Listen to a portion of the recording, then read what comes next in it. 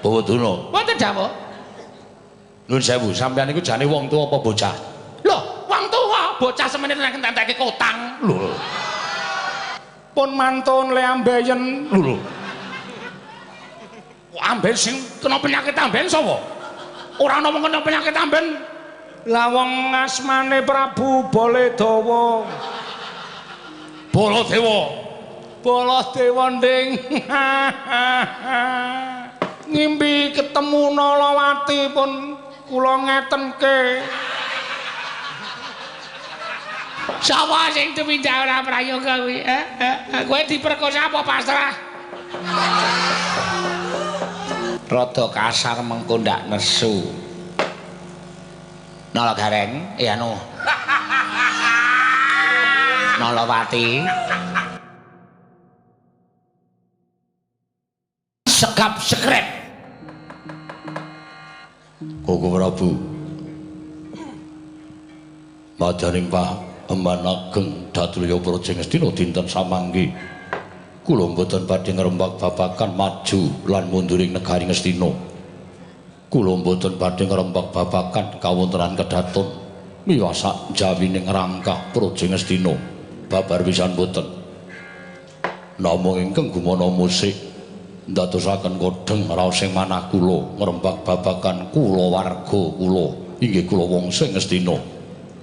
Oh Prabu, dinten samangke putra jengandika pun Lesmana Mandra Kumara hamutah dhateng ingkang rayi pun Duryudana bilih badhe mungkasi jejakanipun tegesipun anak kula Lesmana Mandra Kumara badhe kepengin dhaup kalan satunggiling wanita Koko Prabu Baladewa ala-ala jagat Dewa Bathara jagat Pangestungkara Yayi. Menawi tetelo mekaten boten wonten atur ingkang patut kula aturaken ngersa paduka Yayi Prabu kula nderek mangayu bagya. Tegesipun kula nderek remen saha kula nderek bingah. Dene anak kula Lesmana Mandra Kumara dinten samangke badhe cinadhang palakrama dening Yayi Prabu Duryudana matur sembah nuwun tanpa pindhan. Namung emanipun tasih wonten petangan ingkang kaanggep ganjil. Petangan ingkang kaanggep ganjil leripun kados pundi? Mboten sanes kejawi namung calon besan kula menika kok Prabu ingkang dadosaken bingung raos ing manah kula. Mangke rumiyin. Miturut petanganipun ing Raka ing Mandura, tiyang nambut silaning akrami menika sampun ngantos ngrembak babagan besan. Nadyan kados menapa kawontenanipun besan dika Yayi Prabu Ngastina, nanging menawi nyatanipun putranipun sampun gathuk tegesipun keplok sampun jumbo, sampun tangan kalih. Badhe wonten pundi malih purukipun kejawi namung dipun palakramakaken. Upamaya besanipun Yayi Prabu Ngastina menika wujudipun tiyang loro saudon telu saurupan upamane mung kawula cilik tegesipun paduka Yayi Prabu menika nginggahaken derajatipun kawula ndika piyambak. Nanging upami besanipun Yayi Prabu Ngastina menika wujudipun Alendra, mongko derajating ratu cilik negarinipun namung sak yuping payu. Menika ateges ndika Yayi Prabu sampun kepareng nginggahaken derajat Nalendra kala wau sak traju sak bobot kalawan Nalendra Ngastina. Tegesipun paduka menika tetulung ingkang tanpa pamrih. Nuwun sewu. Lajeng perkawis ingkang penggalih ganjil menika kala wau ganjilipun wonten pundi? Sabab tumrap ingkang Raka ing Mandura tiyang badhe nambut silaning akrami menika pitanganipun namung siji seneng, loro kenceng, telu kepareng, papat mateng, kaping 5 wilujeng. Nggih. Tegesipun kados pundi? Siji seneng. Tiyang badhe nambut silaning akrami menika gegaranipun namung seneng. Sami-sami tresnanipun, sami-sami anggenipun sampun pathuk tuwin gathuk manahipun yen abot padha dipikul enteng padha dicangking bebarengan. Menika tegesipun seneng. Kaping kalih kenceng. Inggih. Ingkang kenceng menika manahipun, ingkang kenceng menika tekadipun. Sebab tiyang nambut silaning akrami menika mboten lajeng enak-enak kepenak lenggan sila tumpang kendangan dengkul menika babar pisan mboten. Tiyang nambut silaning akrami menika tegesipun minggah dhateng gapuraning gesang. netepi dhateng kewajibanipun piyambak-piyambak. Sing wadon bakal dadi sawijining ibu, sing kakung bakal dadi sawijining wong tuwa. Menika nggadahi kewajiban piyambak-piyambak. Monggo menawi sampun mekaten menika lampahipun boten lajeng sekeca, nanging badhe kathah bab ingkang nyandung ngrimpet dhateng lampahipun. Nanging menawi sampun kenceng tekadipun menika teges sampun niat. Niat menika dipun tujuaken dhateng tekad, merga tekad menika apa ing karep. Iki.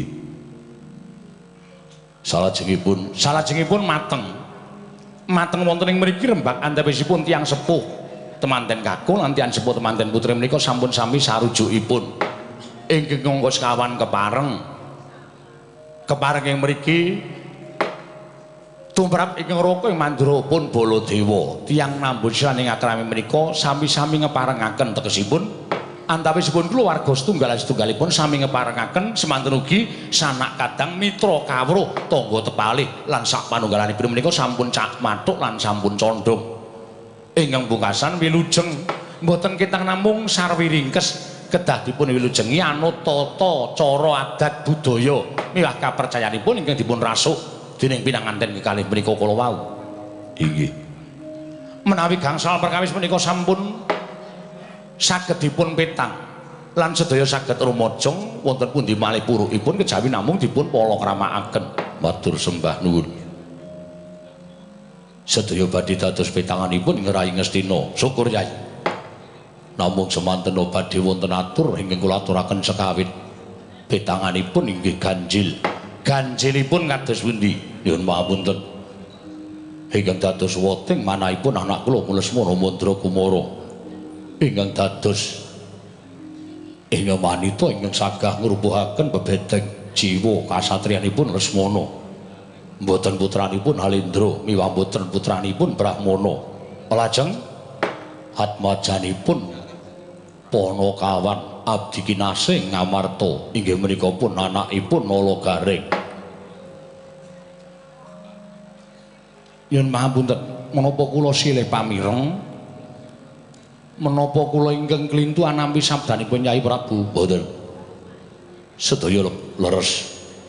Atmajanipun Nalagaring inggih namipun Nalawati.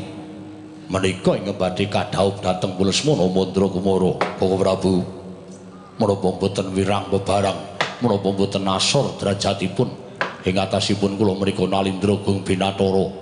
Sinten nggih boten ngertos dhateng pun Duryudana. Kula menika Ratu Sugih Banda, Sugih Bandu. Derajat pangkat wonten regemanipun Duryudana. Sapa sing derajate ngungkuli Ratu Ngastina boten wonten. Ewadene apes temen lelampahan ingkang kula sandhang anak kula Lesmana Mandra Kumara jebul ming seneng karo anake Nalagaring. Menika ingkang dadosaken bingung raos sing manah kula.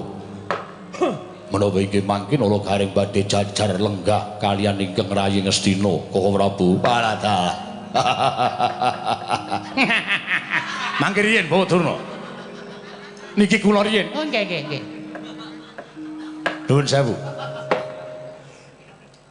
Mesinipun pangandika paduka mekaten menika kala wau sampun kapenggalih. Nuwun sewu Yayi, mboten nampa kula menika mbelani dhateng Nalagaring babar pisan mboten namung kula aturi ngemut-emut dhateng lelampahan ingkang sampun kelampah. Kula aturi ngemut-emut dhateng lelampahan ingkang sampun kawuri pinten-pinten warsa laminipun nalika Yayi Prabu tasih alit alit mapan wonten negaring Ngastina sareng kaliyan para Pandhawa. Kula kinten Nalagaring Petruk Bagong menika labuh labetipun kaliyan para Kurawa menika ugi kathah. Nadyan samangke Nalagaring kaliyan keluarganipun menika ndedheple wonten para Pandhawa nanging nuwun sewu kula aturi ngumputi dhateng lelabanipun Nalagaring. Kula aturi ngumputi dhateng lelabanipun Nalagaring. Ateges jeng andika Yayi Prabu menika saged nginggahaken derajatipun Nalagaring. Langkung-langkung panjenengan saged males kabecikanipun Panakawan utawinipun Nalagaring sarana anakipun Nalagaring dipun wengku minangka putra mantu lan derajatipun Nalagaring dipun inggahaken manut dhateng kanugrahaning paduka paringaken dhateng pun Nalagaring menika tumrap kula. Nggih, matur sembah nuwun. Pamanarya wonten dawuh gadah pemanggih menapa babagan karepotaning manah kula. Nyuwun pangapunten nggih kula menika nganti bingung anggen kula badhe mapanaken dhateng awak kula piyambak. Menawi kula matur paduka kedah nampi dhateng Punala Gareng minangka dados besan, mboten namung panjenengan, kula piyambak dadi patih Ngastina menika ugi wirang. Ugi isin nuwun sewu cobi to. Bab ingkang alit-alitan kemawon Nala Gareng menika arang-arang mapan wonten ing praja. Menawi ngantos Ngastina mangke lajeng kula warganipun Nala Gareng sami dhateng sedaya wonten negari Ngastina. Nala Gareng makne gedhe, makne cilik, ponakane, prunane dating delajik teng mriki. Menapa mboten mirang-mirangaken. Monggo nuwun sewu menawi dipun tonton sandanganipun saiki mboten trep menawi mapan wonten ing kraton. Serbet dinggo sarung. Menika rok mboten pas to. Wong nyatanipun Nala Gareng menika tiyang kekirangan. Menawi ngantos mangke menika mapan wonten negari Ngastina menapa mboten leling semi. Matur sembah nuwun Bapa Tuna. Wonten dawuh. Badhe wonten pangandika menapa? Oh, estunipun niat kula menika ingkang setunggal menika dipun timbali kula. Namung semanten kula kedah dados tiyang angka kalih nampi pangenjaripun paduka anak Prabu Ngastina. Miturut Bapa Tuna menapa pas lan menapa trep menawi Nala Gareng dados besan kula lan anakipun Nala Gareng Nalawati dados mantu kula. Cekaos satur kula nggih, mboten pantes, mboten trep lan mboten cocok, mboten mathuk, tuwin kula mboten rujuk. Kejawi. Panjenenganipun Adipati Harya Sengkuni. Ing ngendikaken menapa ingkang sampun dipun ngendikaken bilih kula warganipun Nala Gareng menika namung badhe jejemberi wonten negari Ngastina. Angka kalih nuwun sewu Nala Gareng mengke terus gembelo ndase. Gembelo. Tentu ki mau Nala Gareng menika terus glelenge ora jamak-jamak. Dumeh dadi besaning ratu. Saestu kula mboten badhe atur dora. Watahipun Panakawan menika nek kenggonan bondo sithik, wah kemakinipun mboten jamak-jamak. Panakawan niku watahipun kaya yoga. Kenggonan bondo sithik glelinge ra jamak-jamak. Diluruhi nek ora kenal banget kowe ora gelem mengo. Panganan sing ora enak ora gelem mangan. Nek ora semangka ora. Nggih. Nggih Kakang Penemban. Nggih. Mila Nala Gareng menika menangke ngantos minggah derajatipun dados besanipun Prabu Duryudana. Wah, lah sampun jagat menika kados dipun nemperi dening Nala Gareng. Saestu. Kula mboten badhe matur dura nggih. Langkung-langkung Nalawati. Langkrime to? Nalawati niku rupane kaya ngapa? Lah kok dadi Lesmana kok gantung karo Nalawati? Lho, nek dijumbuhke karo bapane ora mantra-mantra Nalawati niku bakal dadi Cahayu to. Bapane kowe mripate kera, sikile becik, tangane cekot. Monggo ya bapane wong ora duwe. Apa Nalawati iso macak, iso tuku pupur, iso tuku benges, iso tuku alis. Wong bapane mangan sedina ping 3 ora mesti. Menika lho nggih kula aturi menggalih. Panjenengan mangke menawi ndadosaken Nala Gareng menika besan putranipun Nala Gareng dados putra mantu menika namung beborosi banyak pengeluaran. Ngaten? Tan wurunga namung dados tanggunganipun anak Prabu Duryudana. Nala Gareng butuh apa-apa ya ping sambat karo besane. Nalawati butuh apa-apa ya ping sambat karo para tuane. Lho menika lho dipun penggalih. Dipun penggalih. Terus mangke langkung-langkung prawi ngantos Nala Gareng menika ngedalaken panguwasipun dumeh dadi besan Ratu Ngastina. Terus rumasane duwe panguwasa. Petruk diparingi panguwasa. Bagong diparingi panguwasa. Bludas-bludus nang negara Ngastina. Sakarepe dhewe. Bagong nek dicegat ngakune adine besane Prabu Duryudana. Lho sinten prajurit sing wantun nyegat dhateng pun Bagong?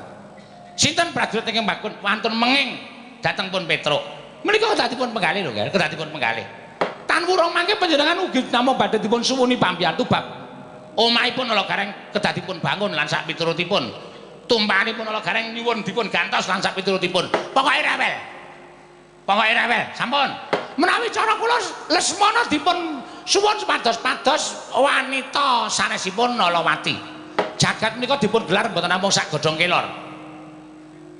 Jawata menika mantedaken titah wanudya menika kathah sanget, ana sing ayu, ana sing manis, ana sing loncir, ana sing panas, ana sing gones.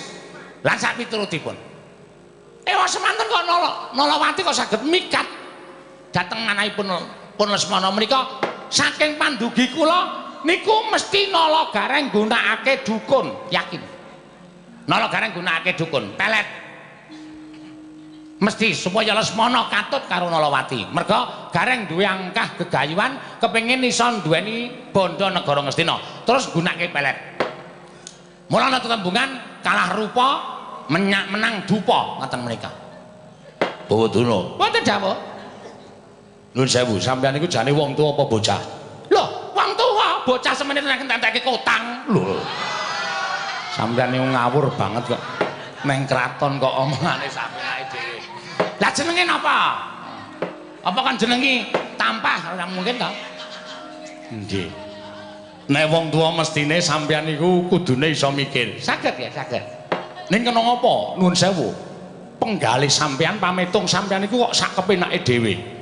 Etungan sampeyan niku kaya dene etungane cah cilik. Mboten? Sampeyan dakwa karo Nala Gareng duwe niat kaya ngoten, kaya ngoten. Sampeyan tau krungu mboten ana tetembungan kedung jero kena dijajaki ning atine wong sapa sing ngerti.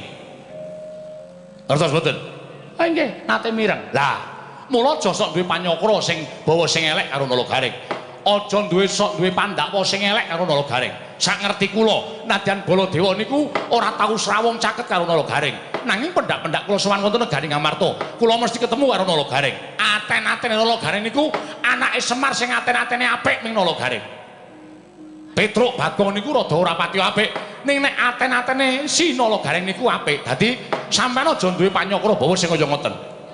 Malah saniki kula iso duwe petung. Lho, petung sampean pripun? Nek Nala Gareng dadi besaning anak Yai Prabu Duryudana, terus sampeyan menging kanthi atur sing kaya ngoten niku, kula iso ndakwa sampeyan niku wong meri. Lho, meri napa nggih? Meri napa kula tak takon? Sampeyan meri nek Nala Gareng duwe pangkat, duwe derajat. Sampeyan semelang nek Nala Gareng iso dawuh karo sampeyan, iso merintah karo sampeyan. Sampeyan kuwatir yen Nala Gareng duwe bondo akeh mergo paringe Yai Prabu Duryudana. Sampeyan wedi mergo Nala Gareng duwe omah apik mergo didandani karo Yai Prabu Duryudana. Terus rumangsa sampeyan kalah mungcer. Lho, kok nggih? Ora daya kowe. Bareng ngono ngaku.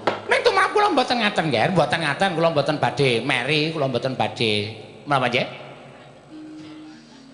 Iri. Tumrapipun Nala Gareng menika babar pisan mboten.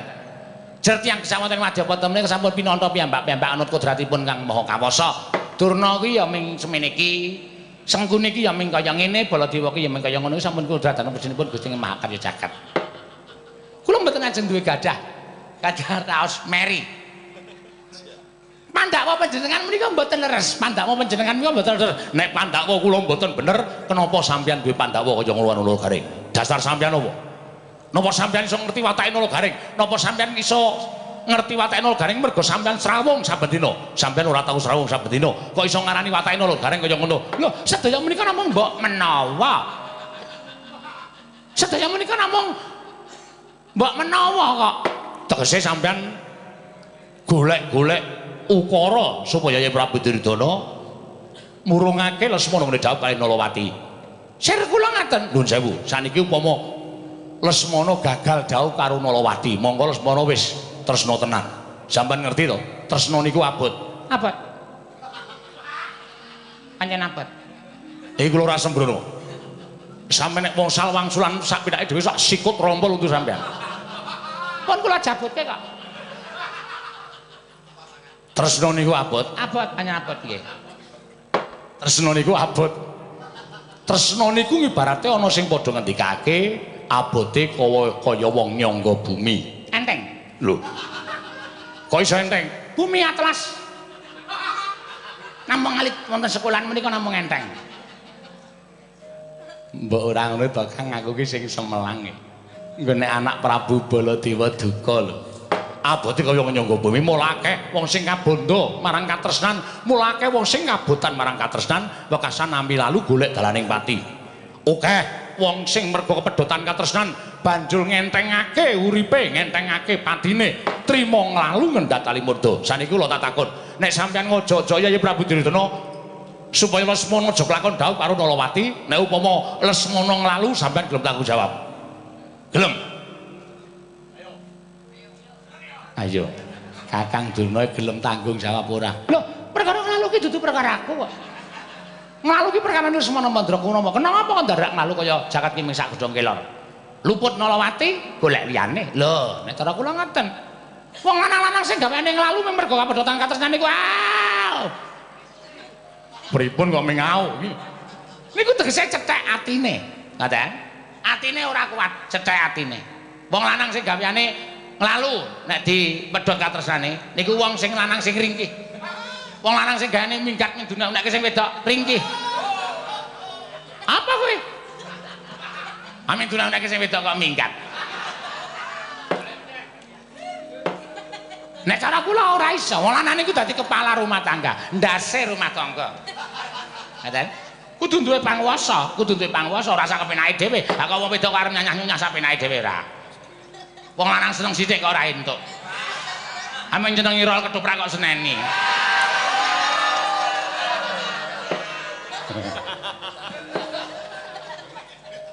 Sing jeneng seneng ki ora kudu kepiye-piye to, wis seneng dienggo seripit.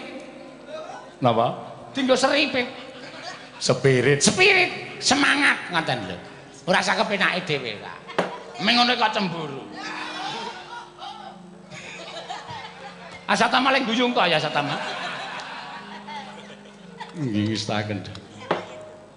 Nanging menawi kula menggalu gileres ngendhanipun anak Prabu Baladewa menawi ngantos Lesmana menika mangke lajeng pados margining pejah.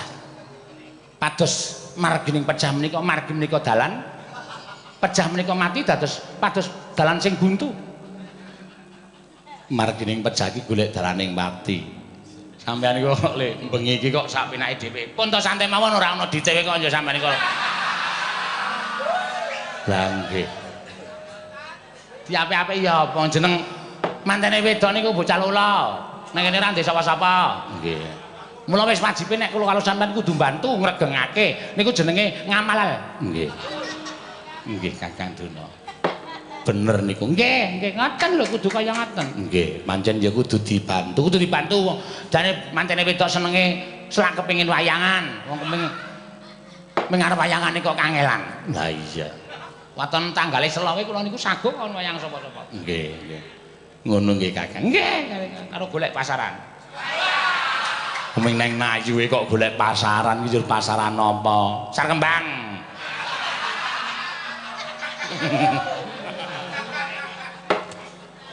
Rumangsaku kok sampean aja gayeng-gayeng mengke nek sik genti bar gara-gara don. Lho, sejatosipun nak ngaten to Dipate. Kula menika mboten kok pripun-pripun namung ngemutaken dhateng anak Prabu Duryudana. Upami anak Prabu Duryudana menika pareng badhe ngrapikaken Punala Gareng kalian anu sinten? Anakipun Punala Gareng kalian Pun Lesmana Mandragumara. Menika monggo upami mboten inggih mboten dados napa-napa.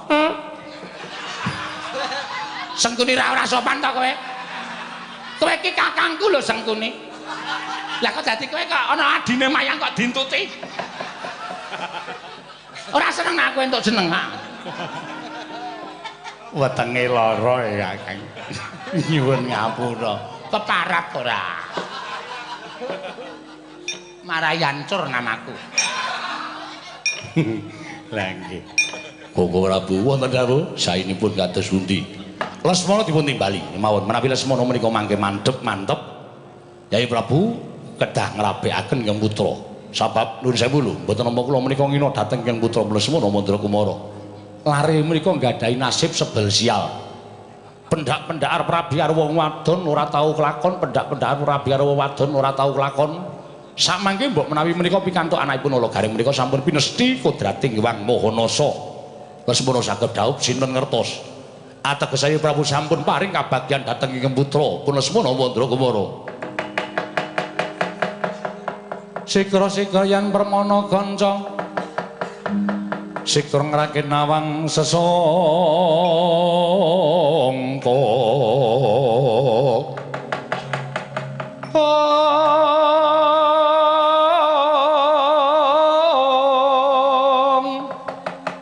nalindra mbek marwa sing sang mangyat kurda kota kaping irika sang pinarwasa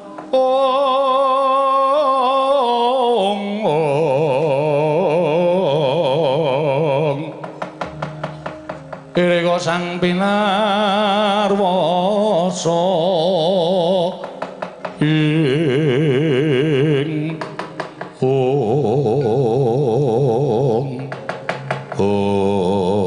Paman Arya wonten dawuh kula aturi bidhal wonten ing kasatriyan Saruja binangun anak kula semono katimbalan sowan nun nggih nyuwun mampir madal pasilan atus-atus sampun kados lari-alih.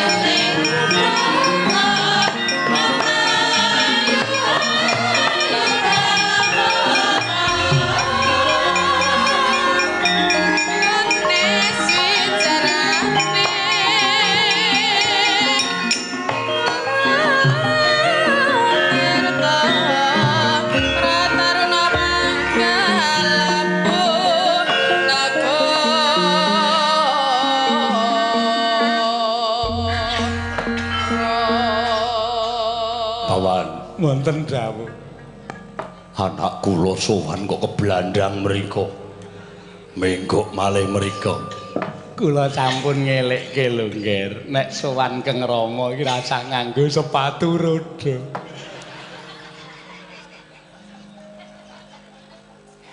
mula mboten iso ngrem ngantos mriko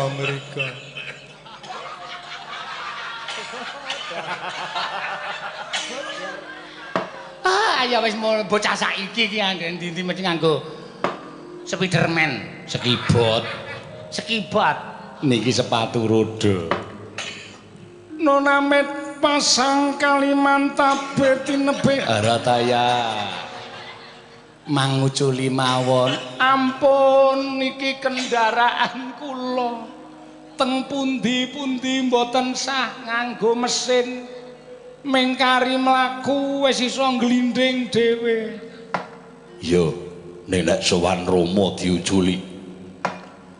Aku ora seneng Datulaya munggah ning Datulaya kok nganggo glindingan kaya ngono. Pundi kula singgahke. Ampun. Sampeyan patih ning ngedolan. Malah darane arep ngedol sepatu roda. Terus mono padha kanthi raharja saprap tamu. Pangestunipun Rama Duryudana niring sambikala cinaketna kanugraning Jawata. Kepareng kula ngaturaken sembah sumengkeming pangabekti kula kunjuk sandha pepada paduka Kanjeng Rama Duryudana. Ya tak tampa. Pangestuku Tambanono. Kula pundi engga jimat paripe Dayanana ing kasantosan Rama. Ya, prayoga nombon mulunggu. Sampun boten kirang prayogi. Sentre niku nggih boten sah disengkelit. Anak ratu kok nggawa senter nang ngendi-endi. Nggih, golek kodhok. Oh, nggih. Ajeng ki napa to, Nggir? Kula teng kasatriyan rak ngingu sawer. Wela kok medeni mingulo. Nggih. Panganane kodhok. Oh. Eyang kersa. Mboten. Mboten sampun. Wilujeng rawuhipun pangestunipun Eyang Patih nering sambikala bekti kula konjo Eyang Patih Sengkuni. Nggih kula tampi.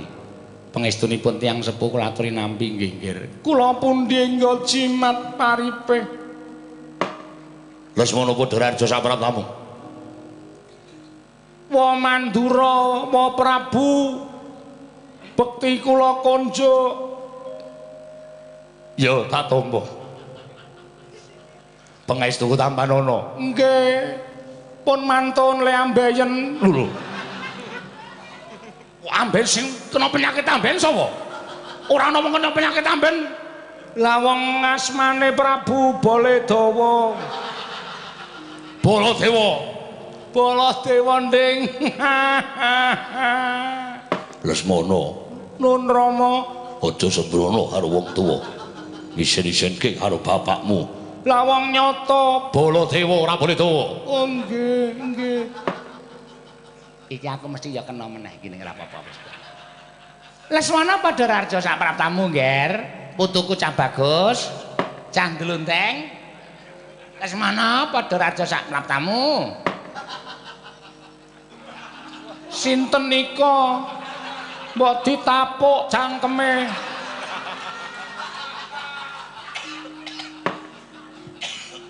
Kaya Satama, Lesmana. Satama wis ben mengki wae. Bar ngombe pil wong edan. Pangestunipun Eyang Penemban Durna wilujeng Eyang nering sambikala. Iya, heeh. Pangestune mbahmu Tampanana ya Lesmana. Kula pundi engga jimat paripe Dayanana ing kasantosan.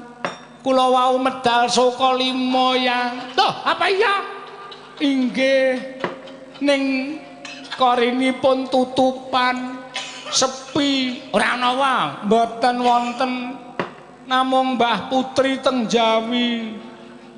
Mbahmu Putri? Nggih. Kula tumpaki. Ora apa-apa. Ora tok grayai to? Mboten. Ya ora apa-apa ora digrayahi ora apa-apa. Oh, aku wis melang ta. Soale manis Mbahmu Putri iki manis. Nggih, ngestaken dawuh.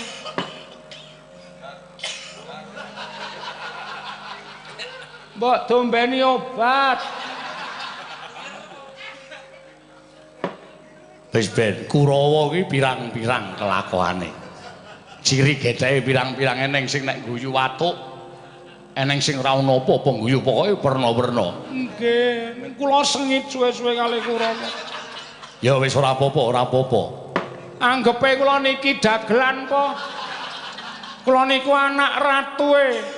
Anaking Prabu Duryudana Ratu Gong Binathara. Jagat sapa sing ora tepung karo Prabu Duryudana kok anggere kula omong digeguyu ndase atos. Ya wis aja nesu. Klilanana kula ngamuk tengah. Lho sik aja. Aja Lesmana. Aja kae pamanmu kabeh. Paman apa? Rumangsa kula kalih kula do ngece. Kula niku rak putra sampeyan ta Rama. Ya, anakku sing tak tresnani. Lah, do krungu ora kupinge. Anggere aku omong kok do guyu.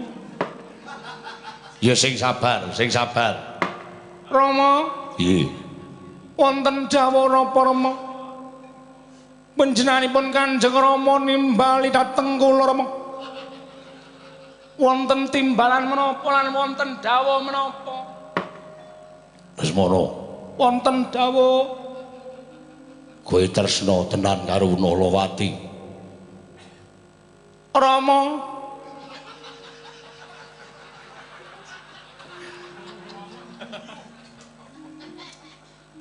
tak bandem sepatu roda ndasmu weh sabar mangklake kabedhaut dada kula kapendheta manah kula mboten wonten ingkang cumantel wonten telenging ati kejawi namung Nalawati Rama lahir batin lahir batos menapa kok rembug Nalawati merga iki mau dadi rembugan ana ing jroning Datulaya badhe ngrabekaken kula iya Lesmana estu Rama iya tenan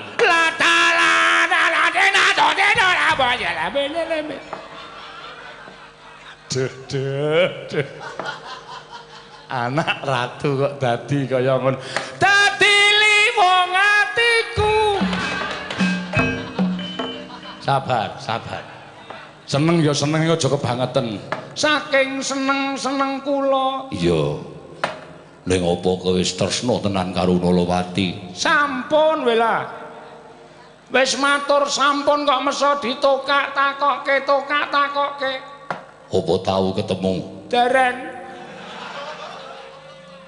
la iso kowe ngandhake nek Nalawati tresna karo kowe piye ngimpi nggih ngimpi ketemu Nalawati pun kula ngetenke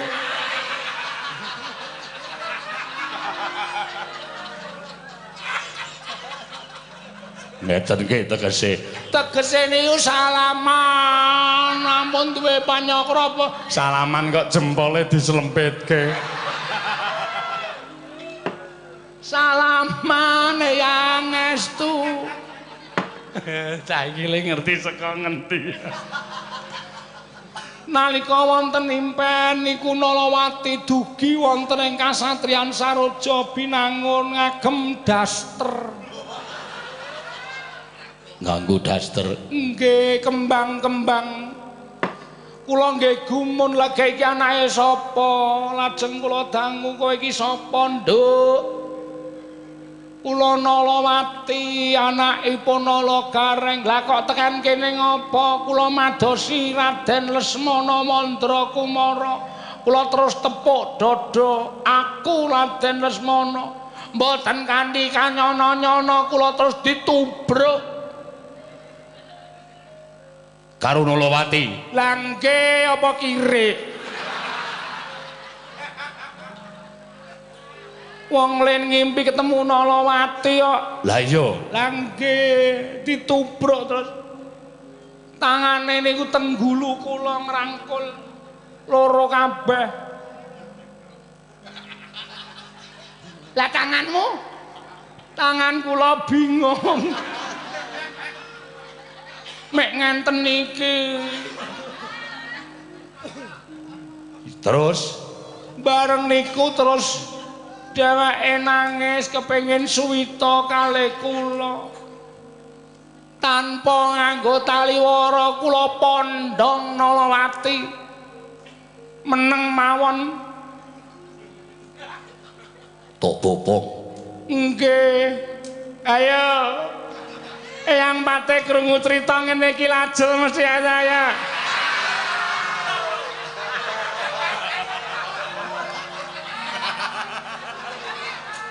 Teng pundi, Dik? Benake.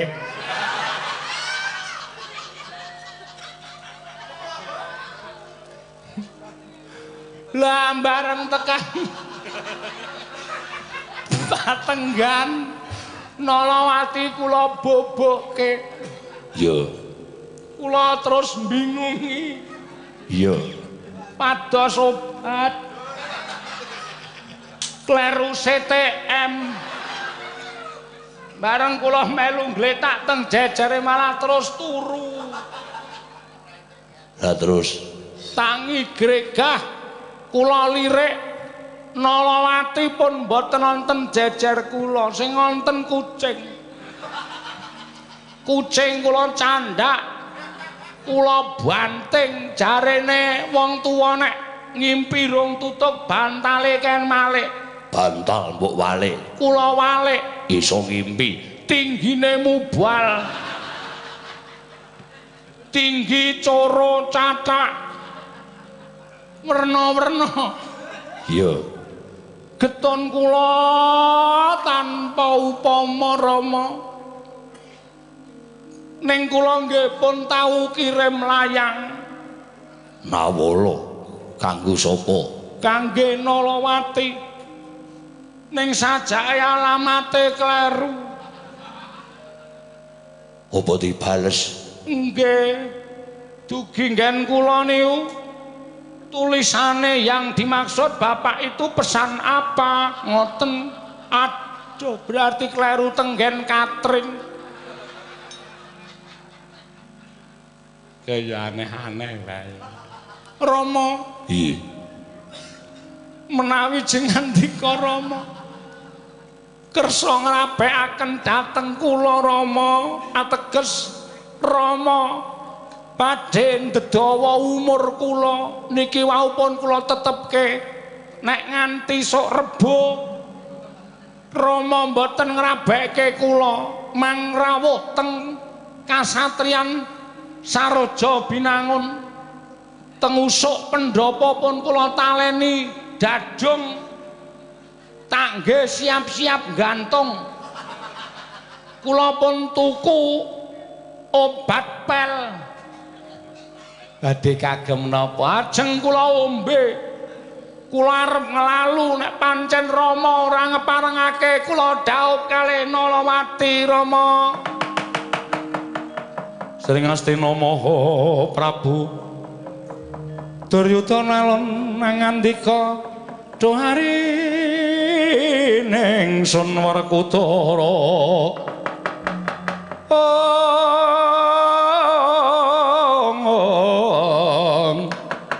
hari ning sun Werkudara den kaparenggene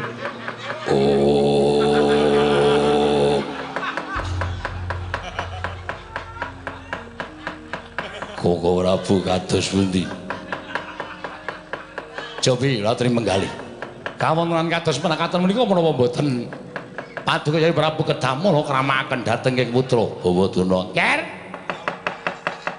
dinten samangke kula ingkang sagih-sagah kramakaken pun Lesmana Mandra Kumara putu kula pun Saroja Binangun badhe kula kanthi wonten bale mismanipun Nalagareng menawi Nalagareng boten maringaken kang putra putri nggih menika Nalawati dinaup dening Lesmana Mandra Kumara menapa badhe kula risak kawontenanipun Nalagareng Kula semanggaken dhateng Bawaduna. Lesmana wonten dawuh yang ayo tak kanthi metu jaba nun metu jaba Eyang Durna menika sosialisasi keluarga berencana lho gak iso lah sampean pun ngendikake metu njaba niku padha karo sosialisasi keluarga berencana tegese kowe metu ning alun-alun tak kanthi supaya tekan ana omahe Nalagareng tak lamarke si Nalawati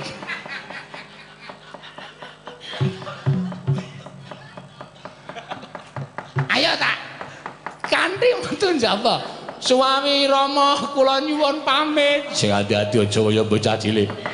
Eyang Pate dawil kasuk Jian bocah kok kaya ngene lho nek udu anake ratus tak tutuki ning dalan lho Rama kula ajeng ditutuki mboten kok mboten nggih bocah kok baguse kaya ngono kula nyuwun pamit Eyang nggih ngatos-atos matur sembah nuwun lah ngendika sae gene ya iso lah iso wae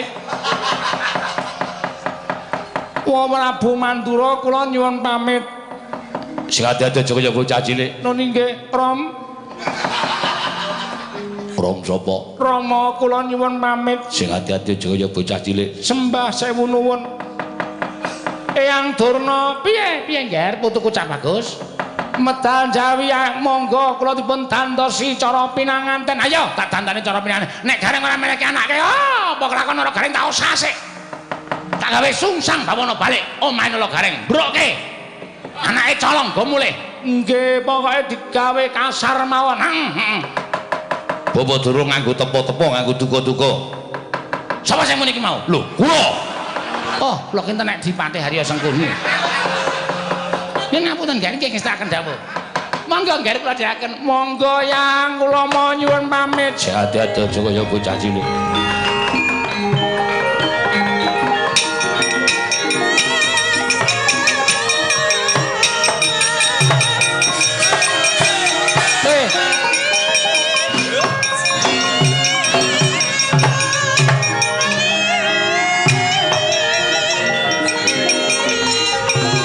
Iki ngopo iki?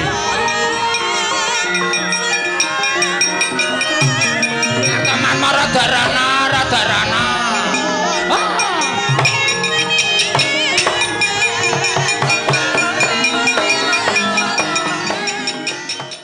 Oh, Prabu Pirsa piyambak. Kawontenanipun anak kula ing kados mekaten. Wah, radalah menika Mutawati Riyayi. Menawi boten dipun dhawuhaken menika mangke wonten tembungan kriwikan dadi grojokan, geguyon dadi tangisan, kasinggihan mekaten. Paman wonten dawuh Budana Parasata Kurawa, kepareng paduka dun wontat tindahe Bapa Durna menawi ngantos anak kula gagar wigar boten kelakon dawuh. Kula ingkang boten narimaken Gareng kudu nampa paukuman. Nun inggih ngestaken dawuh. Nanging menawi langkung prayogi dipun rembak langkung kanthi sarana bedamen langkung rumiyin Nyai. Nanging menawi Nara Gareng kukuh boten maringaken anakipun kula ingkang boten narimaken. Oh nggih ngestaken dawuh Kartomarma wonten timbalan. Budana kang pundhut sing kudu ngedatun non parmadal pasilan sing ati-ati aja kaya bocah cilik. Saweka Trisapati Ananta prajurit baris nyawijiku malang kolong ing tekad pindha alun samudra katyubing marutawa lawan guntur ketur wasaweka kabyasa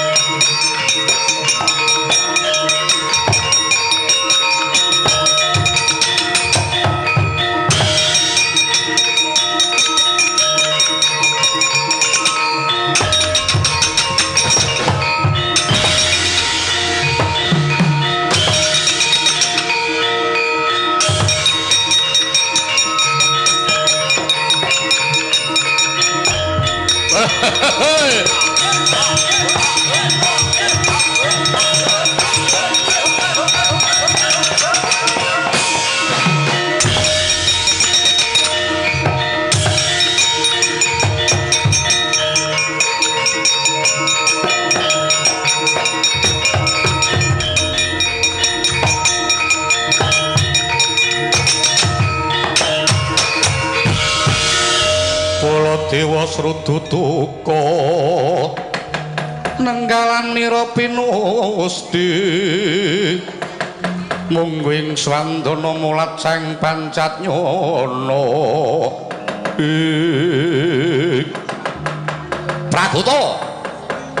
Praguta inggih kula kanjenge ayo bali wae wangsul kados pundi sinuwun bali wae ora ana gunane jeneng ingsun ngrawuhi ning Pasiwakan Agung negara Ngastina. Nggih. Jalaranipun krana sejatine aku rawuh ning negara Ngastina iki sejatine aku mung bakal nganti marang Yai Prabu Duryudana merga apa? Merga kalenggan iki jeneng ingsun uga nampa sedahan saka para kadang-kadang ing Ngamarta yen to kalenggan iki antaraning Nala Gareng lan Petruk bakal padha bepisanan. Kang mengkono ngrawuhake pun Kakang ing negara Ngamarta pangajape pun Kakang supaya melu ngestreni, melu mengestoni anane nggone Nala Gareng lan Petruk bakal padha bepisanan. Kejaba saka kuwi yen ana bot krebetane para punakawan ingsun wajib melu bantu merga najan kaya ngapa wae bebasan wis ora bisa kawical nganggo driji lelabuhane Nala Gareng apa dene Petruk. Lah pamrih aku rawuh ning negara Ngastina iki mung bakal nganti Yai Prabu Duryudana supaya saya katon rumaket nggone paseduluran antaraning Ngastina lan Ngamarta. Mula pamrihku nganti Yai Prabu Duryudana supaya melu ngestreni nggone Gareng lan Petruk bakal padha bepisanan. Nanging malah dadi murucut saka kudangan. Tinemune malah bebarung sinang. Bebarung sinang teksipun menika barengi. Ya mengkono. Liripun kados pundi? Yai Prabu malah ndombani marang putrane ya kuwi Lesmana Mandrakumara. Merga Lesmana Mandrakumara kalenggan iki malah bakal ngayunake Nalawati. Mongko Nalawati karo Lengkung Kusuma ki wis dipacangake to. Kuwi tekse ngogak-ogak tulus ijo bakal ngrusak pagrayu. Inggih kersanipun mula aku banjur mental saka Pasiwakan banjur ngawe marang kowe Prabuta. Ayo. Kalenggan iki ndhisiki laku awake dhewe manunggal marang para kadang-kadang ing Ngamarta. Nggih, yen ngaten kula namung kantun nderek sendika monggo tindak rumiyin kula tansah tut wintap tindakipun Kanjeng Mandura.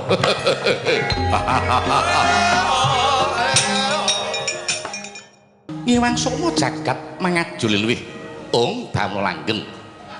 Kadangipun Kakang Yai Setyaki apa dene Kakang Dawa? Wonten pangandika ing adhawuh Koko Prabu. Wonten pangandika ing adhawuh Kanjeng Dewaji. Mestine ndadekake kaget ing pamikira kabeh. Krana pun Kakang ngerti-ngerti mung ngawe marang jeneng sira kabeh.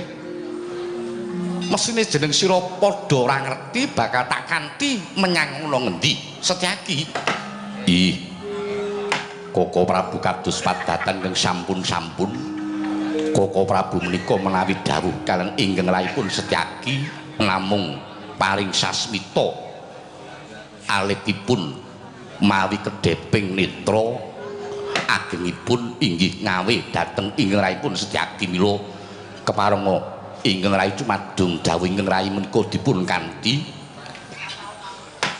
wonten sak jawining pagelaran menika badhe nderekaken tindak wonten ing pundi Koko Prabu Setyaki ndadekno muruhananira Setyaki kalenggan iki pun Kakang nejo tedhak ana ing negara Ngamarta merga pun Kakang nampa nawala saka Yayi Samyadi yen to kalenggan iki Nala Gareng lan Petruk Kantong Bolong bakal bebisanan anake Nala Gareng ingkang wewangi Nalawati bakal dijodhokake kelawan anake Petruk Kantong Bolong ya si Lengkung Kusuma mongko kowe ngerti dhewe senajan dikaya ngapa Lengkung Kusuma kae pernahe putu Ndarawati mestine Setyaki wis pirsa to yen to putraning Sun Purantawati kuwi dadi bojone Petruk Kantong Bolong mongko nggone omah-omah patutan siji ya kuwi Lengkung Kusuma iki keparengipun najan dikaya ngapa wae kejaba Lengkung Kusuma kuwi putuku nanging pesasat wis ora bisa diwilang nganggo driji kabeh apa yang dadi lelabuhane Nala Gareng apa dene Petruk Kantong Bolong Setyaki aja wedi kangelan yen ana bot kerepotane Nala Gareng lan Petruk Kantong Bolong pun Kakang aja nganti wisuh lumuh ngentasi perkara ayo Yayi gage derekno pun Kakang tedhak ana ing negara Ngamarta Yayi Setyaki leng-lenging driya mangu-mangungkung kanduang rimang lerleno tanandang kanding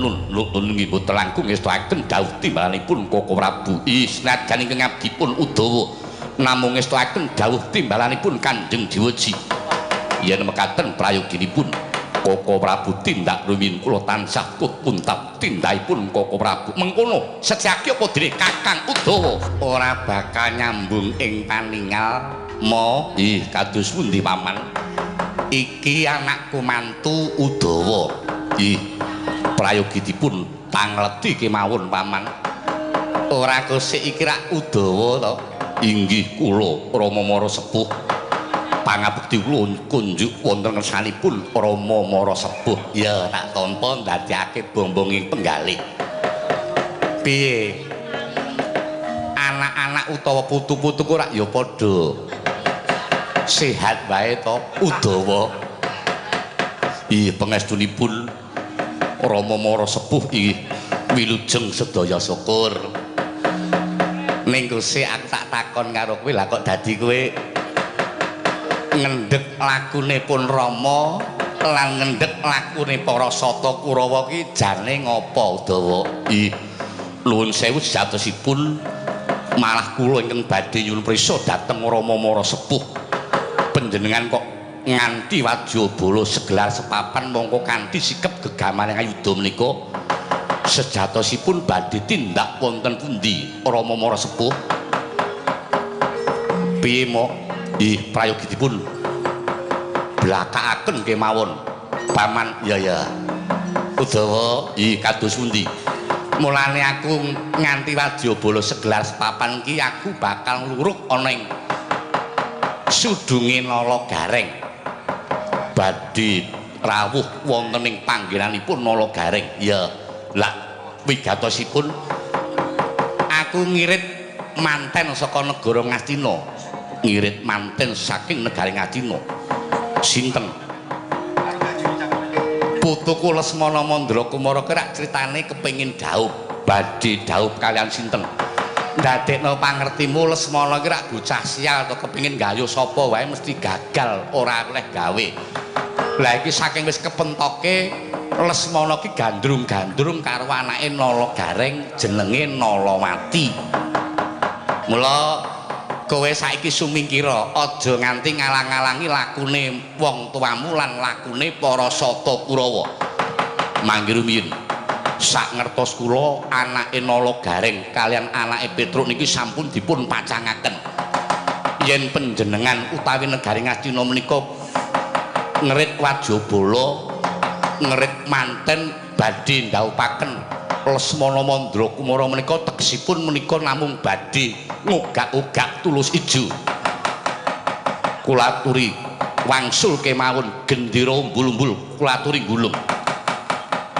gosek to kok dadi kowe matur kaya mengkono iki sing tok nggo dasar sampun kula aturaken ngajeng yen to Nala Gareng menika sampun badhe bebesanan kalian Petruk Kantong Bolong namung kantun nenggo kepyaking dinten wangsul Wajabala dipun kanthi Kartomarma nggih kados pundi ben ora kaya pengajian mbok gendera iki kon muni le sepi e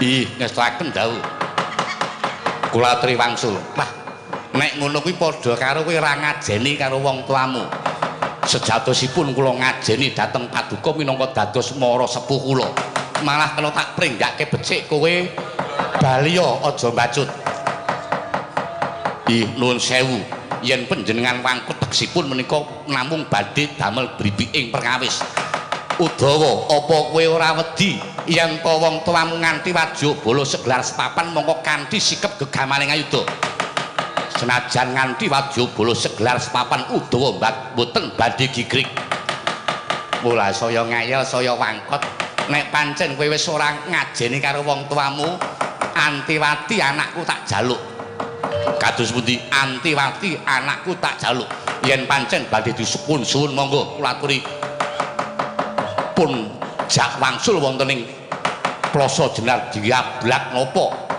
Antiwati wah saya ndodro nek ngono kowe pancen wani tenan karo wong tuamu ing Plasa Jenar wedeni apamu kowe kok ya meneng wae iki ngopo ngono lho nyambut gawe ora ketang mung tekan jejer loro Kartomarma inggih ngestuaken saya suwe ngabangake talingan Udawa ana barang ngemping lorong genjah pati wani dening aku apamu sing tak wedeni nek pancen wani karo aku hayo maju sejangkah jandilena klakon bilae dening aku ayo ngendi ingkang lina kene prapte lampul kakehan wis nyoh tampan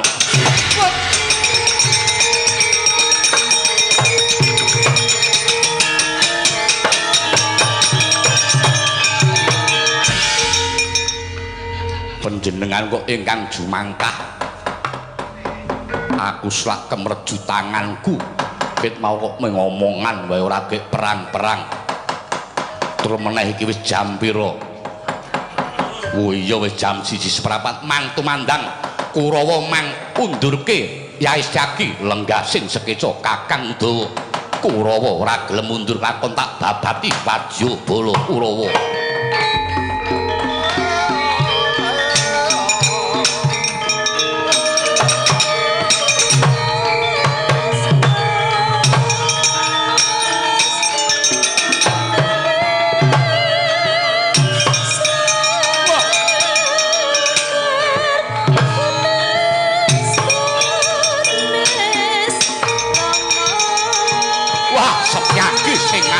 oh apa wah bilai jeneng aku ayo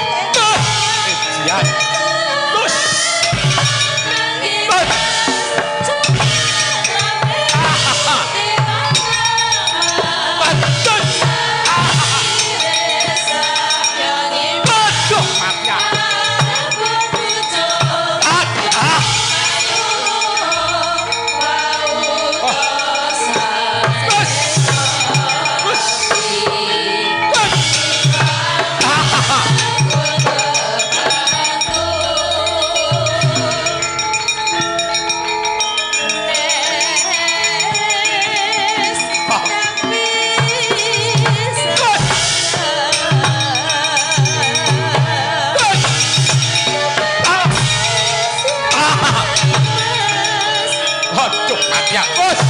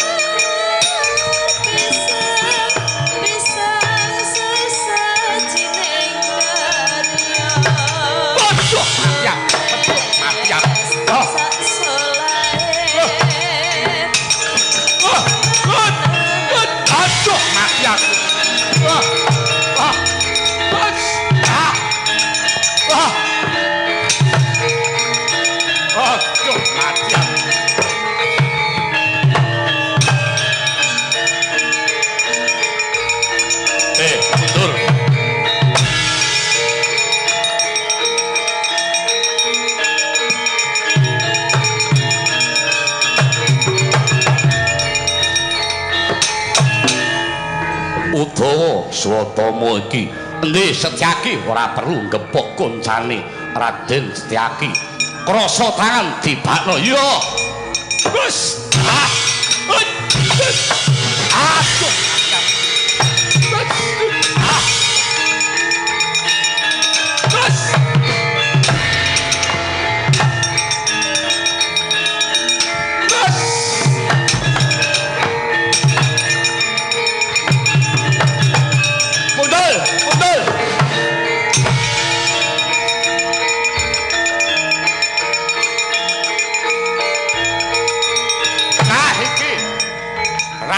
aduh takatku Jaki Jian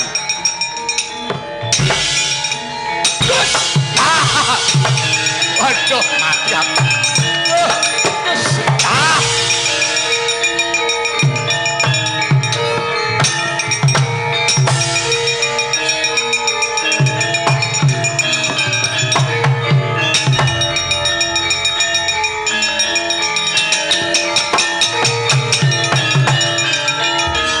konco mundur ayo konco mundur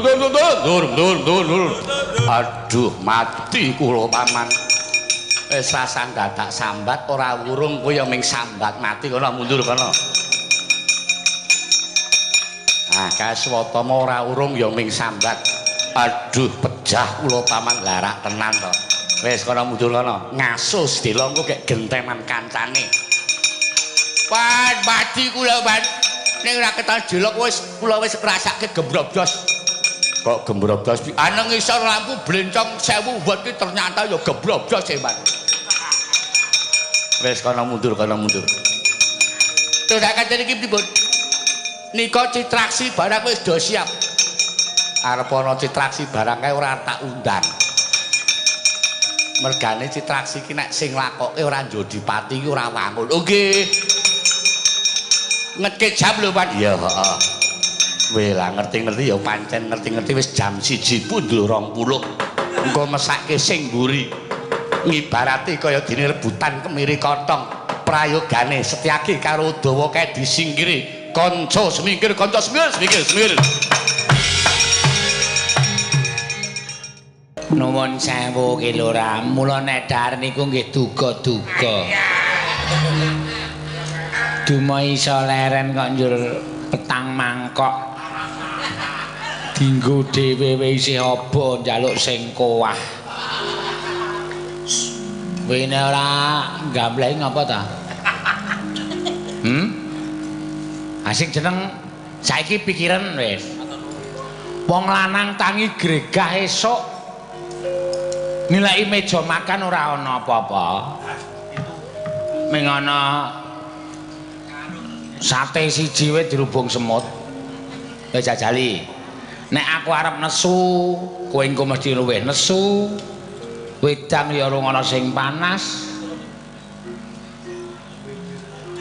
nek aku arep muring kowe engko ya mesti melu saya sing muring aku ki wong lanang ki kurang sabar piye to bune nyatane kula nggih kesel kok ki lho ora kula niku ya sayah neng omah kudu nyambut gawe napa-napa asa-asa umbah-umbah mengko urung nek sampeyan karepe ora iso disemayani tengah wengi isih digugah pripun bayangna wong wadon niku ampun disepelekke ngene ya Bu janjane aku sak pejagong iki ming kepingin nakoni karo anakku si sapa iki Nolawati nggih Nolawati ki tak rasa-rasake kaya dene wong masuk angin ning kok kaya ora masuk angin tak rasake kaya dene wong lara ning kok ora lara nggih ha iki perlu tak takoni lan perlu tak tanting janjane Nolawati iki ngopo nek pancen lara iki larane apa nek pancen duwe penjaluke apa sing jeneng wong tuwa ki ana tembungan anak polah bobok uduk pradah jaluke apa mengko aku bakal minangkani apa sing dadi penjaluke anak nggih nah gandeng anakmu wedok wis ngadem ning ngarepe wong tuwa kowe rasa melu-melu rembugan bocahku iki tak takonane kula sumanggaken nggih lurah ning ampun didukani lho Nolawati niku cugetan aten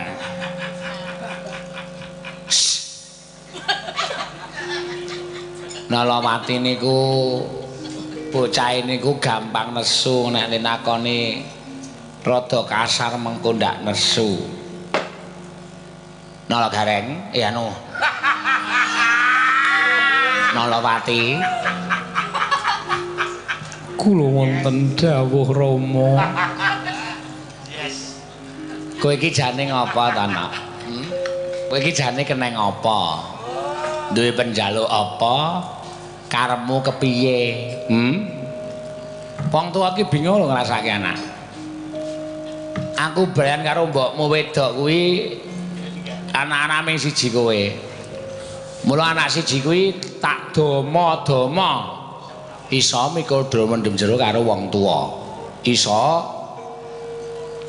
ngangkat karo derajat ing wong tuwa. Inggih. Ha iki kowe rasa dadak ngapusi wong tuwa.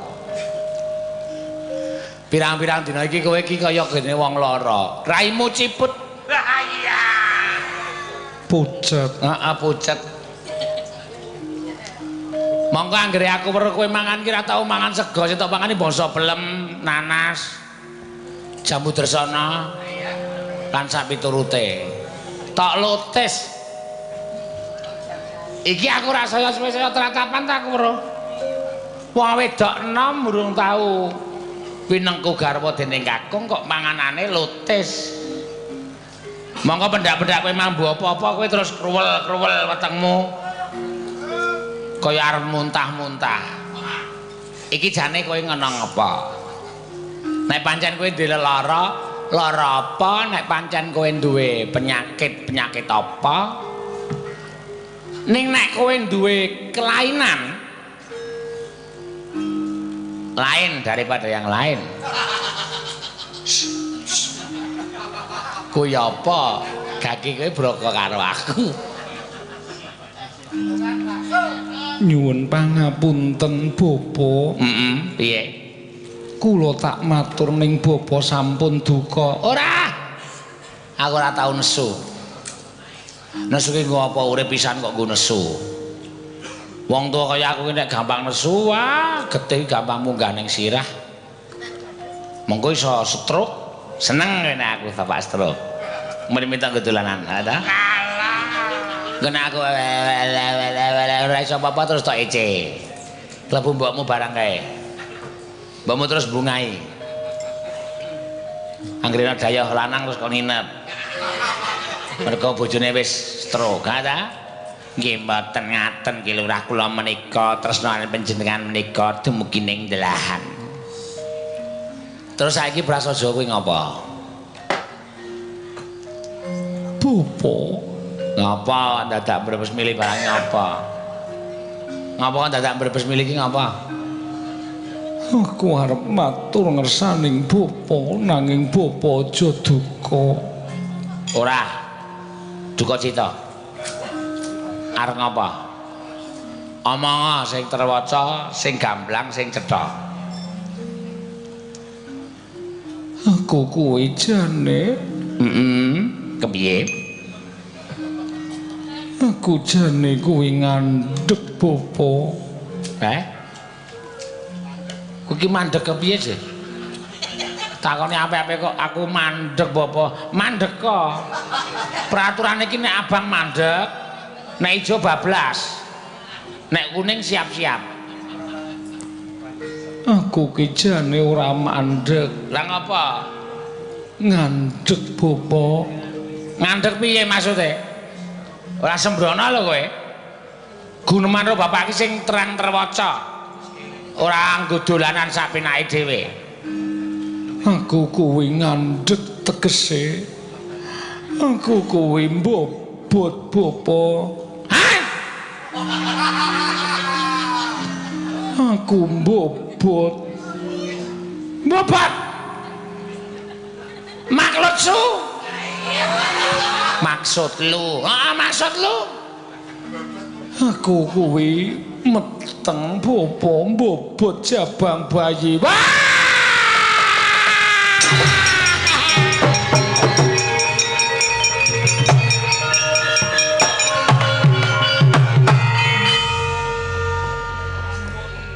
Aku ora salah pangrungu to, Nalawati.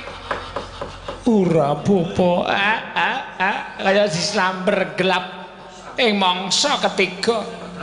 Barang kowe metung, kowe muni, "Bapak, aku meteng."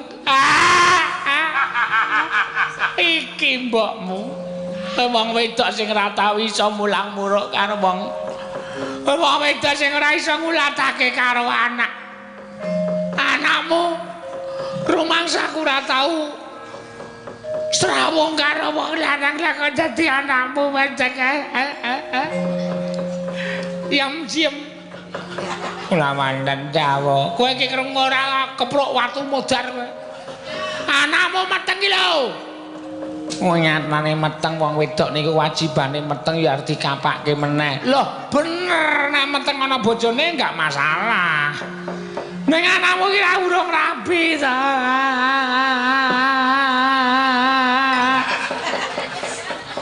Anakmu meteng iki durung rabi. Ngerti ora?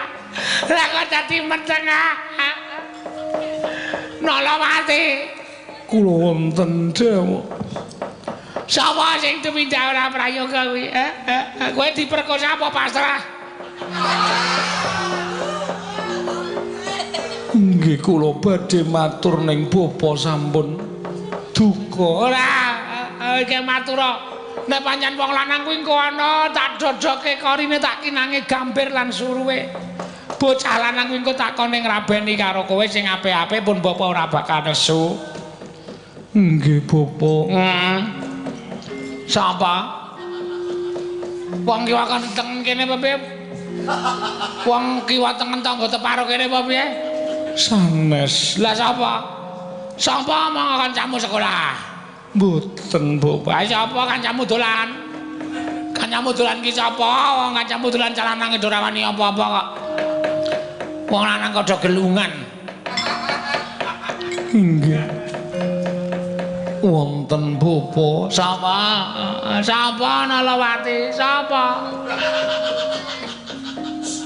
Menawi kula matur bapa sampun ngantos kejut ing penggal. Ora, aku wis sok. Aku wis sok iki. Sok beker. Atiku wis tratapan ora karo-karuan iki. Aku mergo ngerku kowe meteng kuwi aku terus tratapan ora karo-karuan. Aku wis ra iso apa-apa iki wis kaku kabeh sikilku. Sikilku kaku. Wetengku kaku. Pudelku kaku. Lan liya-liyane. Mergo krungu kowe meteng mau dadi sok. Inggih. Ingkang tumindak kaliyan kula mboten sanes kejawi namung sapa Rawati. Inggih menika Adi. Adi sapa? Adi Ping Slamet apa piye? Lah kok le bojo temen kowe dipek Adi Ping Slamet artis ibu kota. Sanes. Lah sapa? Sapa? Inggih menika pun Adi Lengkung.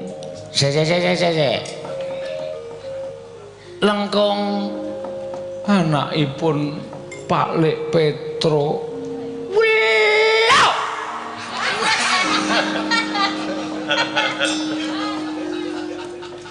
Lengkung anake Petro. Inggih. Lengkung cah bagus kae. Anake si Petro kae, Petro kan bolong. Inggih. Wah, lah setan tataran karepe.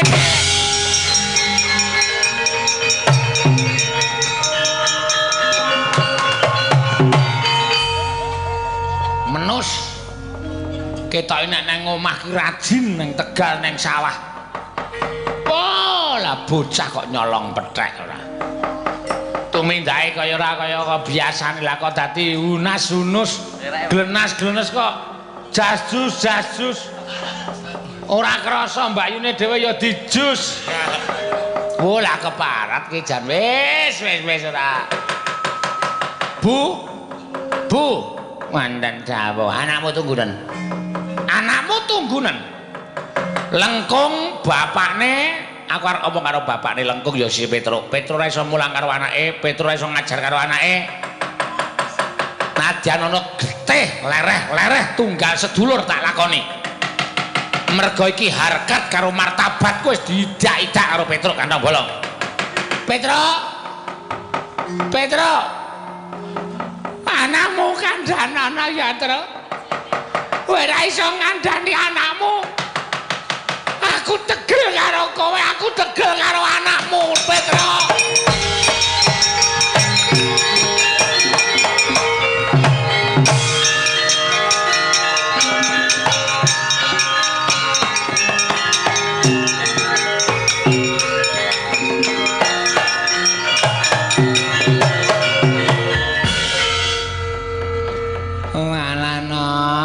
Dadi kowe kaya ngono ta kelakuanmu nak. Aku ya ora ngerti kok biyung. Lah iya, biyen iki kepiye? Aku karo Dik Lengkung maune dijak mlaku-mlaku. Jarene dijak ndelok srengenge kengangsluk ning bumi. Ora ngerti nggone tengok ana ing sawijining gubuk. Wah. Terus aku ra eling apa-apa kok biyung. Wah, jan mula surjaning jaman gubuk iki tak jenengi Gubuk Asmara. Iya. Wis ya wis. Saiki ngenteni asile bapakmu le mlabrak karo lekmu Petro. Ngene nganti eneng apa-apa mbuluna iki kriwikan dadi grojokan geguyon dadi tangisan. Iya piye nggo karepe dhewe yen ora sangu bendho Petro nek nganti teneng omah wis tata-tata aku alah dhisik wah cilaka. Petro nek tak takoni truk jujur wae anakmu ngetengi anakku to. Petro muni hooe Kang bres mbuh dadine urusan belakang wis ora urusan piye anak wedoke siji didomo-domo kok wah waduh mumet tenan dasku iki ndi anak siji wedok kok dadi mblendro waduh gek tangga teparo engko wong jeneng memetengi saya suwe ora saya sutreng saya gedhi terus do ngrasani anake gareng meteng ora ana bojone, anake gareng meteng ora ana bojone. Wah, bikin kemaluan. Bikin malu. Pokoke ora ujar, ora kaul. Nek Petro ora iso ngandani anake, ora iso gawe tentrem keluargaku ngijabi anakku. Nek ngijabi anakku ya terus kepenaken. Anake Petro wis tumindak elek karo anakku terus ya wis Kang, anakku tak ijabke. Ora ana pelajaran kanggo lengkung. Paling ora iki kudu mlebu sel dhisik. Men entuk pengajaran sing satrep lan sing iso dirasake men iso ngapokake karo si Lengkung Kusuma. Tru, aku sing teko le aja kaget.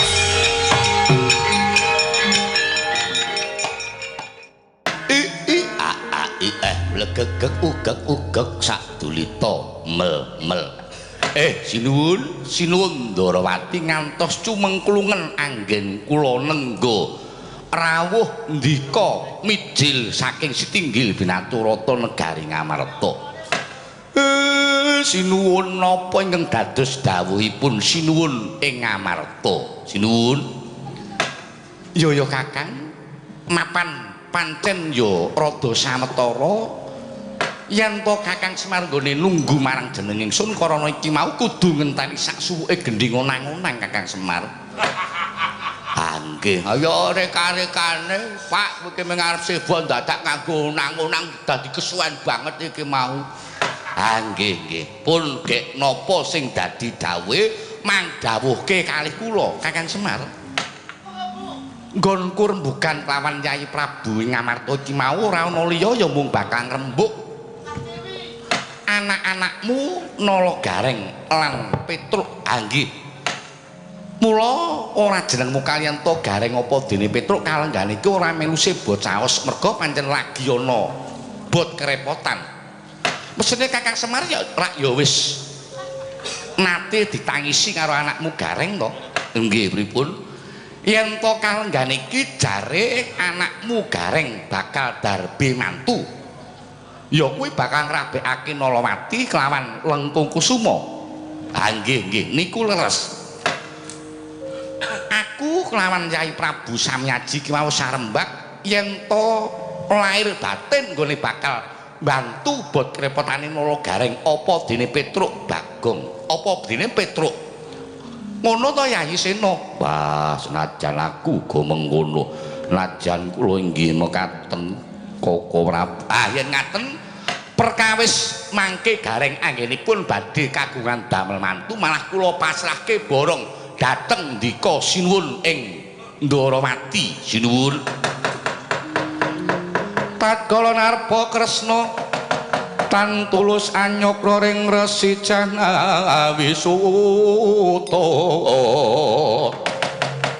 kan munggah kalihira ing rata teher tumiyang ngakeni Kang Sarutama tan wiyar magawe pupuh miguna Sang Resi Wasu. Mindak dados pengantu-antu anak kula Gareng kaliyan Petruk sakmenika monggo lajeng sesarengan kemawon bidhal jujuk wonten ing sudungipun Gareng. Sinuwun. Kok kaya prayoga banget Werkudara apa dene Janaka? Wah, iya inggih kula. Ayo bebarengan kawan pun Kakang bebantu marang bot krepotane Nala Gareng. Wah, ayo tak dherekake. Monggo Koko Prabu kula dherekaken Koko Prabu. Lengkung Kusuma. Inggih kula Kanjeng Rama. Aku mung bakal mbacotake apa ing dadi dawuhku nalika samono. Nek nitik nggonmu ana gandeng utawa gegandengan karo Mbak Ayu Nalawati kuwi jane mono aku ki batinku ki ora cocok, ora sarujuk mergo arep dikaya ngopo kowe nek karo Mbak Ayu Nalawati ki tinemune tiba sedulur nak nderek utawa nak dulur utawa sepupu ngono kae. Dadi cara wong Jawa kuwi tembunge ora ilok. Ning aku ngerti nek kowe karo Nalawati iki pancen ya wis padha tresnane cara wong keplok iki tangan loro.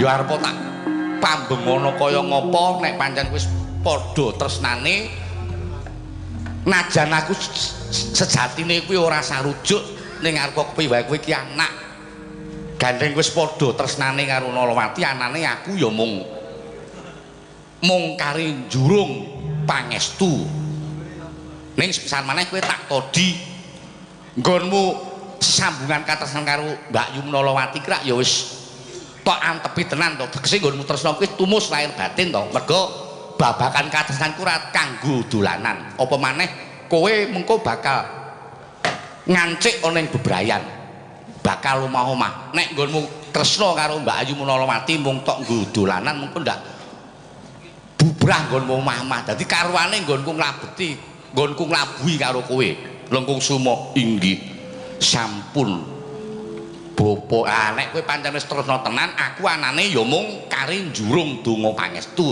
ning ya sakanane lho aku karo wakmu gareng ki wong ora duwe dadi upama kowe sesuk rabi karo Mbak Ayu Nalawati ki ya selasa dadak kanggo gedhen-gedhenan lho kowe trima to inggih kula inggih namung kantun nderek bapa tan samar pamoring sukma sinukmaya winah wing ngasepi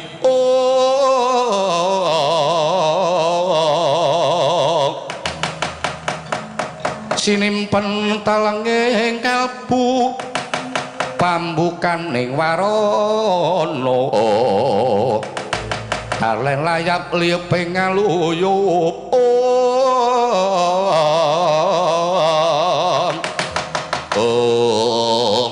Petruk kowe iki wong tuwa apa lah kok dadi kowe ra iso ngajar karo anakmu Lengkung Kusuma ki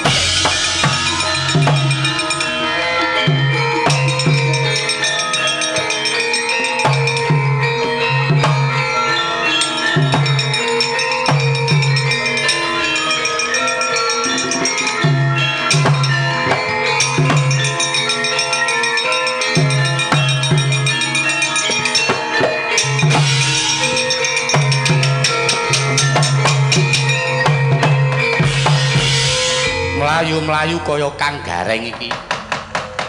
Slamet to Kang Gareng. Slamet ora slamet peduli apa kowe nek ora slamet mesti ora tekan kene. Gosik to Gosik lah kok teko-teko muring-muring ditata dhisik penggali ana apa? Nek ana nalar ayo dinalar bareng-bareng nek ana perkara ayo diudari bareng-bareng ora kaya ngono kuwi carane. Kowe iki jarene ngaku wong tuwa.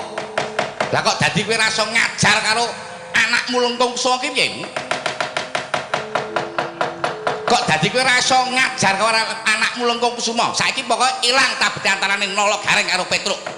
Sing ana saiki ming Petruk karo Gareng dadi musuh. Gosik to iki ana apa to jane Kang Gareng? Kowe rasa dadak nutup-nutupi karo anakmu, rasa dadak kowe belani karo anakmu.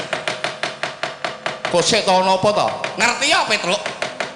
Nek aku nampa wadule karo anakku Nalawati kok wetenge saya mblenduk barang tak takoni ngaku nek sing wis gawe blenduke wetenge anakku Nalawati iki jebul anakmu Lengkung Kusuma kowe ra iso ngajar karo anakmu Lengkung Kusuma malah kelakon tak ajar dhewe lah pancen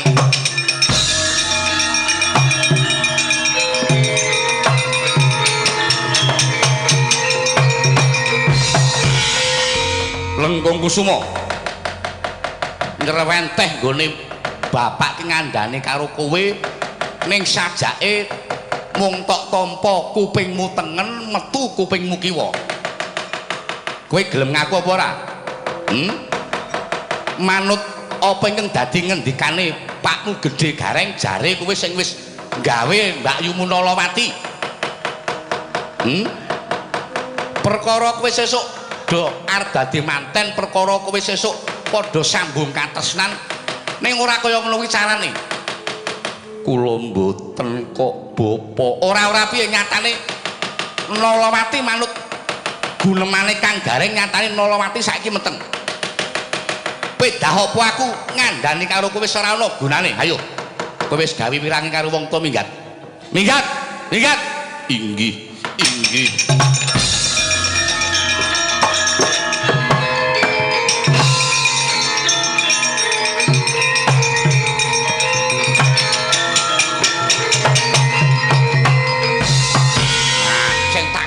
ngono kuwi. Dadi wong tuwa ki tegas. Arep kok anakmu nek pancen anakmu kleru sing tegel wae. Ngiras pantes dienggo pengajaran karo anakmu Lengkung Kusuma bocah kurang ajar. Ning ya ngene Kang Gareng arep dikaya ngopo kae anakku wae. Dadi nek ana lorone gedene tekaning pati mestine Petruk ya melu kelangan. Oh iya ya ning arep piye wae kake purunan kowe. Wis saiki ngene wae. Bebasan adoh dicerai-cerak didoi diawat-awati Lengkung Kusuma. Ayo diawat-awati.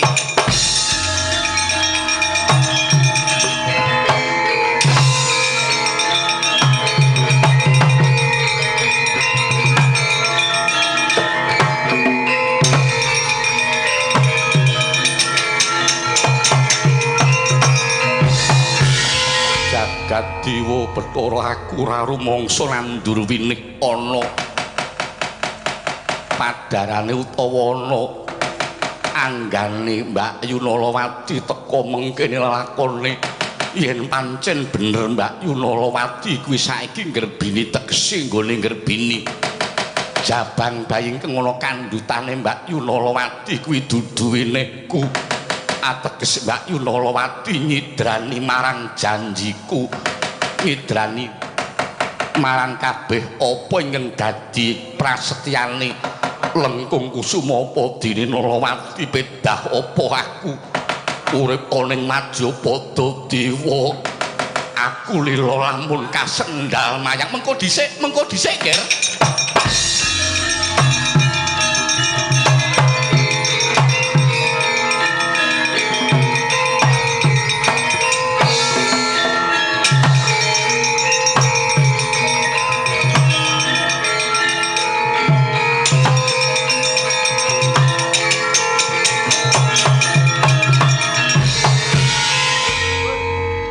Kusuma inggih kula sinuwun kowe yen to nyebut karo aku sinuwun ya kena Eyang Prabu ya kena mergo arep dikaya ngopo kowe iki putuku inggih Eyang Prabu lah kok tak wis padake kowe sedya nglampus diri iki sing dadi perkarane apa kula mboten siyos dhaup kalian Kakang Mbok Nalawati kapejana kula nderek sinuwun biasane kene iki adekane terus sing gawe lejar ki rada ning rano sing jukuke wis sinuwun Ndarawati wis ora dadi ngopo wong sinuwun Ndarawati ki nang ndi papan mesti gawe padang kula nyuwun pitedah sinuwun kowe wis lahir batin nggonmu tresna karo Mbak Yunalawati inggih sampun sedya tok nggo kanca urip bebrayan inggih saestu lah yen saka iguh partikelku kowe tak dawuhi supaya manjing ana patung nggone Mbak Yunalawati gelem kersanipun yen mengko kowe jroning patung nggon wis wong loro karo Mbak Yunalawati tak kira najan wong tuamu Petruk Kantong Bolong apa dene Nala Gareng mampang-mampang nggone nesu tak kira bareng weruh wis padha sandingan tak kira banjur padha lilih penggalih nyuwun pangestu Lengkung Kusuma sing tak arep-arep ya mung sampeyan ewadene kok ya ora teka-teka bareng sampeyan teka ning patunggonku kene kok malah banjur ngungkurake mongko sawuse sedulurku Lengkung Kusuma temeka ning patunggonku kene kaya ngopo asreping atiku Lengkung Kusuma mbok ya kowe iki noleh Lengkung Kusuma apa kowe ora krasa yen aku sejatine kapang banget karo kowe apa Lengkung Kusuma senajan kowe kapang karo aku nanging tumindakmu wis nista kepiye Lengkung Kusuma nyatane aku dionek-onekke karo bapakmu yo Pak Di Gareng yen to kowe wis ngrebini mongko prasetyamu wis sedya sabaya samukti urip bebarengan kelawan Lengkung Kusuma nanging nyatane kowe nista malah kowe mung wis ana wiji ingkang tumanem ana ing anggammu ateges kowe wis nyelaki janji marang Lengkung Kusuma. Lengkung Kusuma mula aku etok-etok matur karo Rama Gareng yen to aku ki ngrebini nanging kuwi mung tak nggo samudha namung pamriyedi men Lengkung Kusuma temeka ning kene. Yen wis Lengkung Kusuma temeka ing kene kanthi aku api-api utawa etok-etok aku ngrebini mesti wae tumule awake dhewe banjur didhawuhake Lengkung Kusuma. Kuwi tenan apa ora? Tenan nek ngono kepara nyata yen kowe isih suci isih Lengkung Kusuma ayu tenan kowe diadong.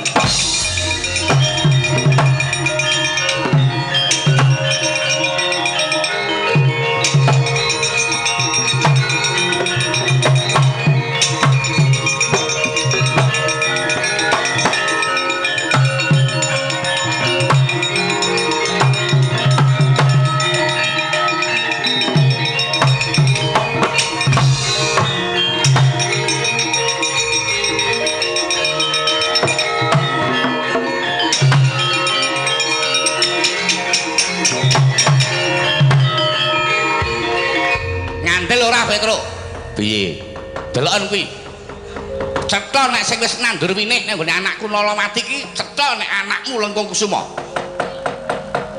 kok tundung minggat jebolane malah nglingker liwat mburi jebul mengarep njujuk ning patunggone utawa ning kamare nggone si anakku Nolomati.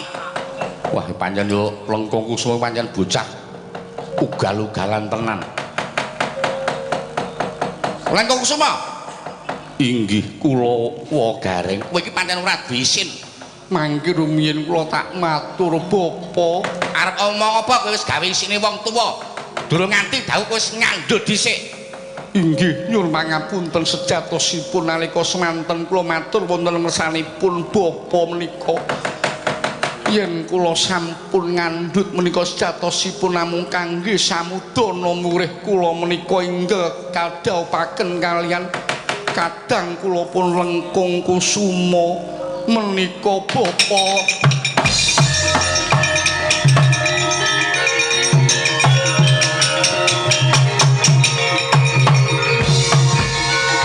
Kuwi tenan po? Inggih saestu. Nah, mula wong ki nek nesu ki rak ya aja terus kesusu to, Reng. Didelok dhisik perkarane. Ya nek Lengkung Kusuma ki berbuat tenan wong nyatane ya ora berbuat kok ya. Heeh ya beda karo kowe mbiyen ya terus kowe iki biyen iki jan ujasuju sak nggon-nggon mbiyen. Heeh wong aku mbiyen iki jaman ngeterke sinden ora rampung nyinden ngene wis pokoke ya. Ning kuwi mbiyen kuwi. Nek wis ana kahanan kaya ngene iki terus kepiye Kang Gareng? Ya wis awak dhewe ya dadi wong tuwa ya gandeng wis padha dene tresnane awake dhewe ya mung kari piye carane. Oh ya, aku ya wis mung kari sarujuk. Ngene iki tegese ngumpulke balung pisah. Ngumpulke balung pisah awake dhewe iki nang ndi-nang ndi runtang-runtung kok ngumpulke balung pisah. Ya sing baku piye carane pokoke Nolomati karo Lengkung Kusuma pokoke nek ora ana ragat ya mangko ndi BPKB sing selo pokoke. Ya semengko gampang perkara ragat. Wis pokoke mengko dirembuk. Ragate goleki. Oh iya, wis nganggo keramaian ora. Ramean-keramaian apa sing diuragat apa pokoke. Wis pokoke sing baku didhawuhke Lengkung Kusuma karo Nolomati. Menika sinuwun Ndaramati. Iya Nala Gareng.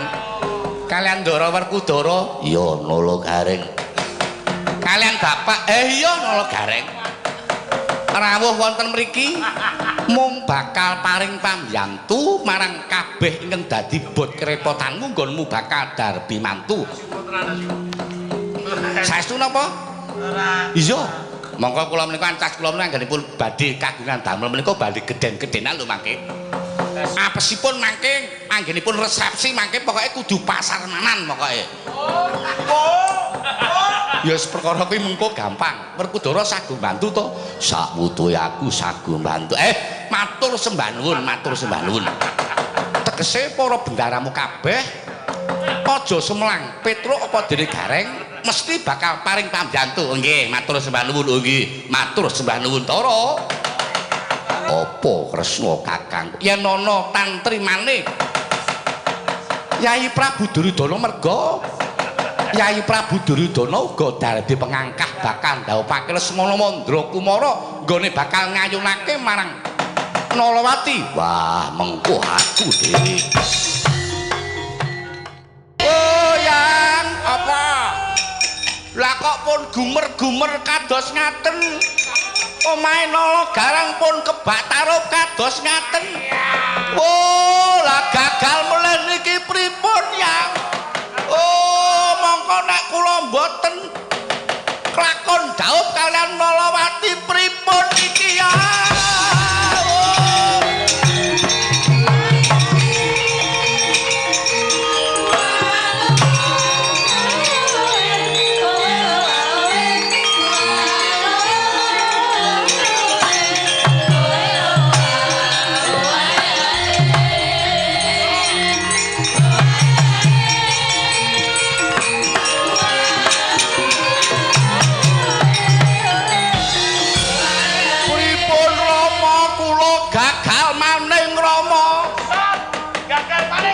Gagal piye pokoke kula mboten sida rabi. Oh, anake Nala Garang malah dijawabke kalih anake Petruk. Wah, menunggu nggih tak jauluke.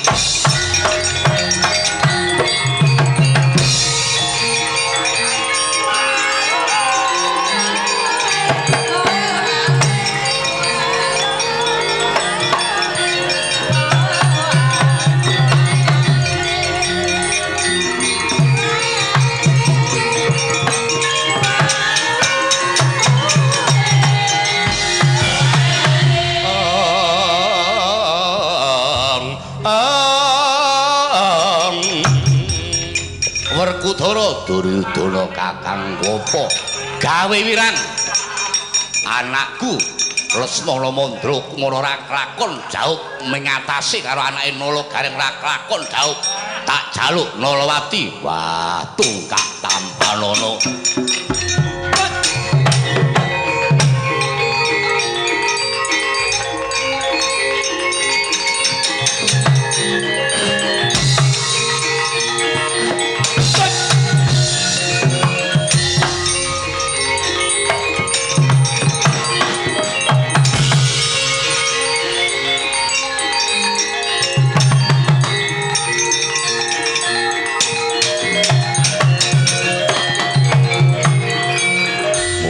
Saya akeh sifat barat baliya kandhangmu dhewe-dhewe.